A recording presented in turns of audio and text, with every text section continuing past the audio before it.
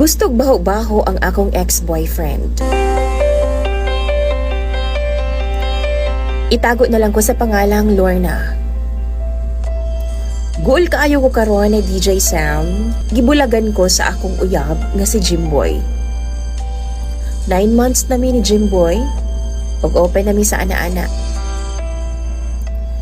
Ganahan kaayo si Jimboy mo kit-kit sa akong simod sa iring DJ Sam. Kanang wa gyud limpyo-limpyo. Kanang bao-bao pagbulad. Mura pag naiuna sa ginamos.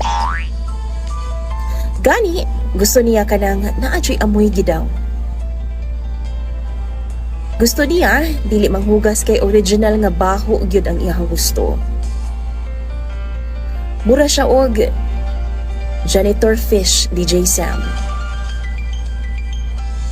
Siya ang naga-general cleaning sa ako ang private part kumbaga during sa amo ang loving-loving. One time, 3 days nga naa siya sa business trip. Og sa pag-uli niya, timing nga bag-o kong ligo. Humot, og presko kaayo ko ni adtong tungura DJ Sam. Pero kabalo ka, imbis nga malipay, iyahan naman noon kong gibulagan. Nasuko siya nako kay ako adong gihugasan. Na dapat daw, pasagdan ra nako nga manimaho kini kay maugi daw ang iyahang giganahan o giapas nako. Why baho? Wala daw siya'y gana sa kama, DJ Sam.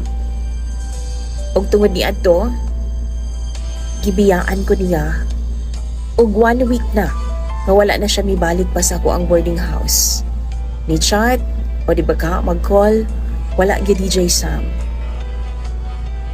Unsa man ang akong buhaton.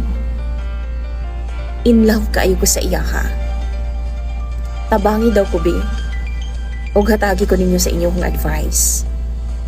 Imong follower, Lorna.